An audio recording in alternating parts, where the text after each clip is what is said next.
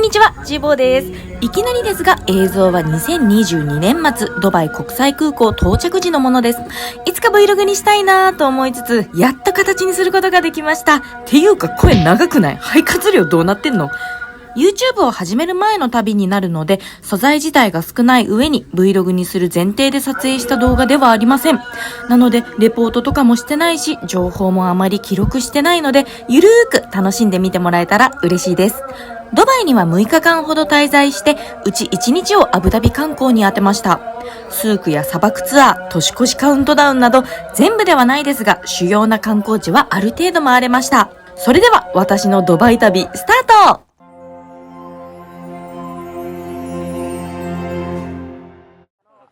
まず居候していたエリア、ドバイクリーク。入り江の地形となっており、オールドドバイやブルジュハリファとは川を挟んで向かいにあるエリアです。ここ一帯はとっても落ち着いた住宅街で、朝は犬を連れて散歩したり、川沿いの高い、それはもう高いレストランで朝食やお茶をしばいてるマダムがいたり、自分はセレブなのではないかと一瞬でも思うことができるエリアです。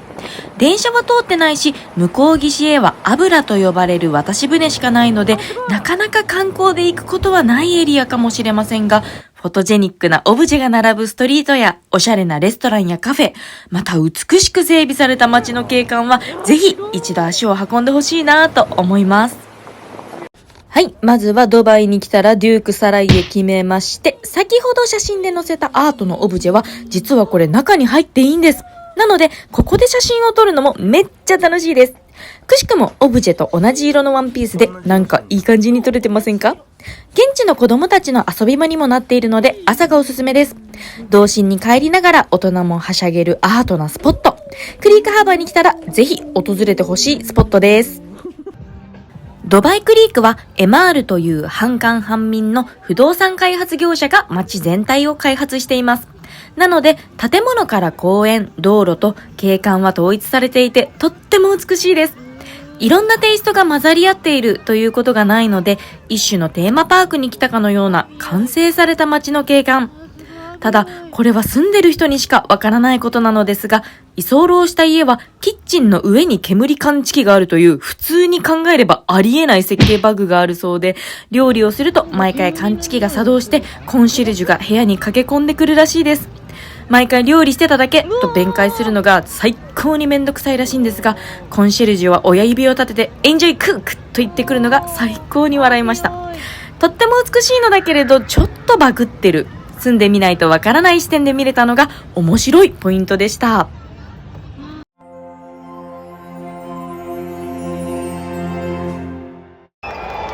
ドバイでは毎年世界一の高さを誇るブルジュハリファのライトアップでド派手なカウントダウンが行われます。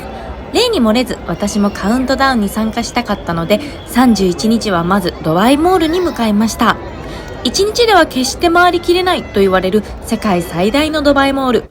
モール内には水族館もあるんですよ。そんな大規模なモールでも人でごった返し、夜ご飯はフードコートで買ったご飯をテラスの地べたに座って食べるという賑わいっぷりでした。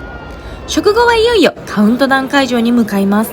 人の多さも尋常じゃないし、みんな祭り前の興奮状態。正直なところ、将棋倒しになっちゃうんじゃないかとヒヤヒヤしたりもしました。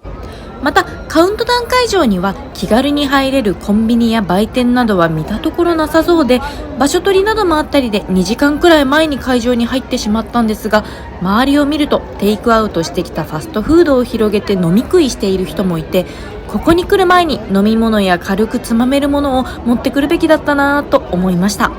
同様に考えている人は飲み物など買って持っていくといいですよ。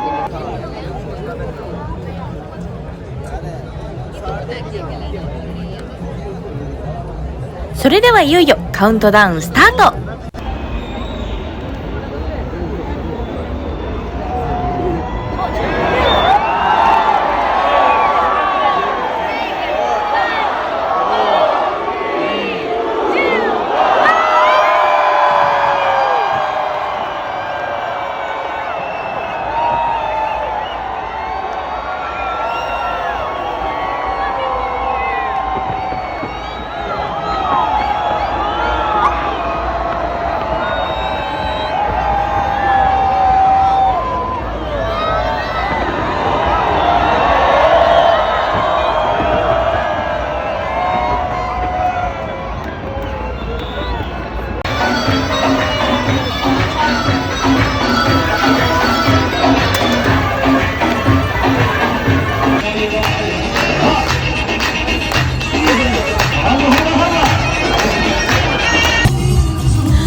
帰りはとにかく道路は混雑、タクシーもここぞとばかりに高値でふっかけてきます。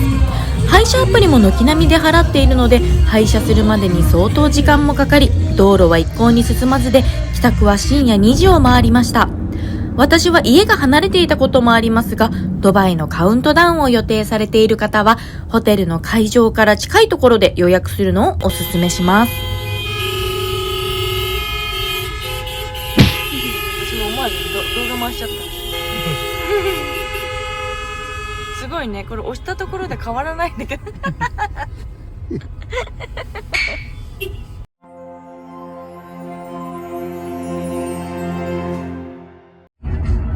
カウントダウンも終え、深夜に帰宅した私は、せっかくの元日を昼過ぎまで爆睡。と言っても、日本の初詣などお正月を象徴する文化も色濃くないので、街の雰囲気は至って普通でした。午後を回ってからですが、気になっていたドバイミラクルガーデンに向かいました。ドバイミラクルガーデンは、ドバイランド地区にある庭園です。72,000平方メートルを超える広さの敷地には、色鮮やかなお花畑が広がっています。さすがは砂漠の国、真夏の季節はお花の鑑賞に適さないということで、毎年10月から4月まで営業しています。ドバイでは年末年始の時期は冬にあたるので、といっても日本でいう春の気候なので、お花鑑賞にはもってこいのベストシーズンです。交通アクセスはメトロのモールオブジエミレーツ駅からバスまたはタクシーで行けます。バスは帰りにたまたまタイミングが合い乗れましたが、本数が少ないようなので注意です。2022年の冬にはカタールでワールドカップが行われていたこともあり、各国の国旗とともにサッカーをテーマにしたお花の展示コーナーもありました。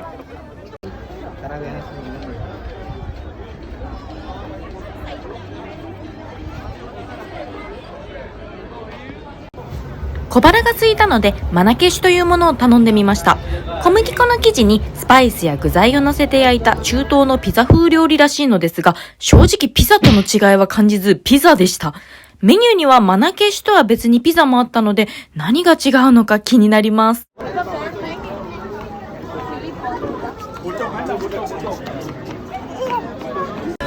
めちゃくちゃ手ぶれしてる映像ですが、素材がなさすぎるので使います。ミラクルガーデンを出たところにはレストランなどのお店が多くありました。バスの時間調整にお茶や散策をしてもよし、園内は軽食くらいしかなさそうだったので、こちらでしっかり食事をするもよし、こういう派手な外観はアラブ圏のレストランっぽくて、歩いているだけでも楽しかったです。帰りはタイミングよくバスに乗れました。モールオブジエミレーツ駅でメトロに乗り継いでドバイマリーナウォークへ行きました。小さな噴水や綺麗な高層ビルの夜景が広がる景色、その場に流れるゆったりとした空気感もとっても落ち着く空間でした。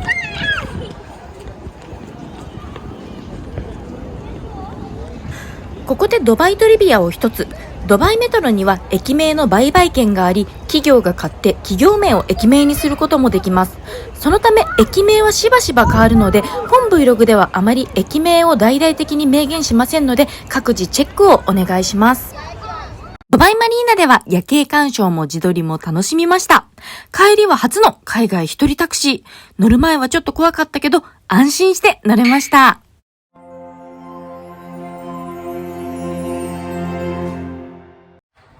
この日は午前中にバスタキア地区周辺を散策、昼過ぎに長距離バスでアブダビまで移動、シェイクザイードグランドモスクを観光します。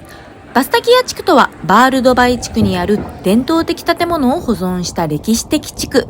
この通りには両側にお店が連なり、とても賑わっています。数区ほどゴミゴミしておらず、客引きもそこまで激しくないので、ゆっくりお買い物したいという方にはとってもおすすめです。おとチーボーアイス屋さんを見つけた模様です。ああThank you.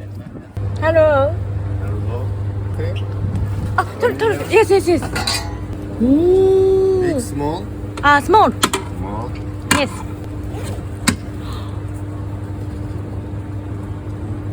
Oh. Oh.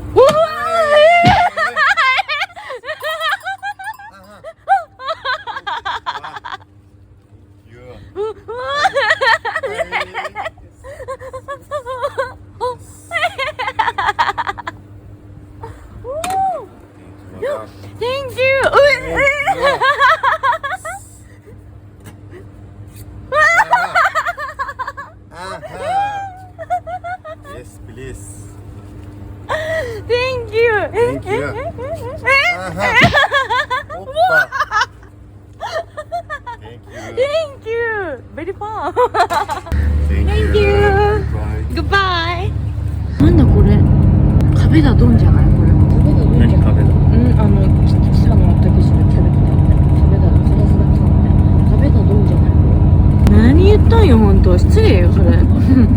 埼玉の人に失礼よ。埼玉じゃないこれ。埼玉じゃないよ。埼玉こんな感じだよ。埼玉こんな感じだったっけ？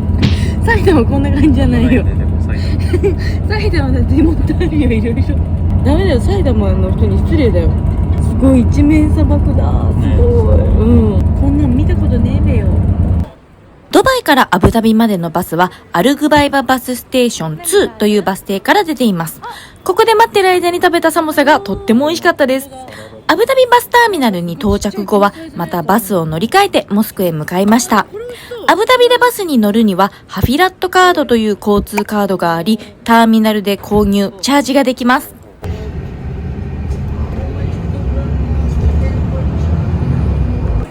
シェイクザイードモスクはなんと入場料無料。現地のチケットを発行するブースで QR コードのチケットを発行できます。モスクでは女性は肌や頭髪の露出が激しい服装では入場できないので、スカーフや上着を持っていきましょう。忘れた場合、お土産屋さんなどで購入することになるので、無駄な出費を防ぐためにも服装は注意です。シェイクザイードグランドモスクはアブダビを代表する観光スポット。1999年から2007年にかけ20億ディルハム、当時のレートでおよそ550億円かけて竣工された UAE で一番大きなモスクです。モスクの名前であるシェイクザイードはアラブ首長国連邦の初代総理大臣ザイードビル・スルタン・アル・ナヒヤンのことです。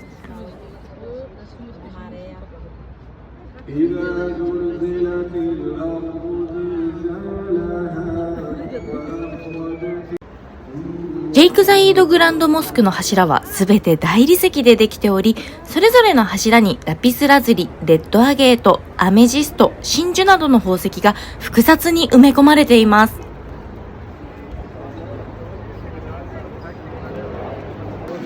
シャンデリアには何百万ものフロアフスキーと24金が使われています。モスクで最も大きなシャンデリアはメインホールにあります。モスクの礼拝堂にある世界最大の手縫いのペルシャ絨毯はギネスにも認定されました。5627平方メートルのこの絨毯は約1200人のイラン職人によって2年間かけて作られました。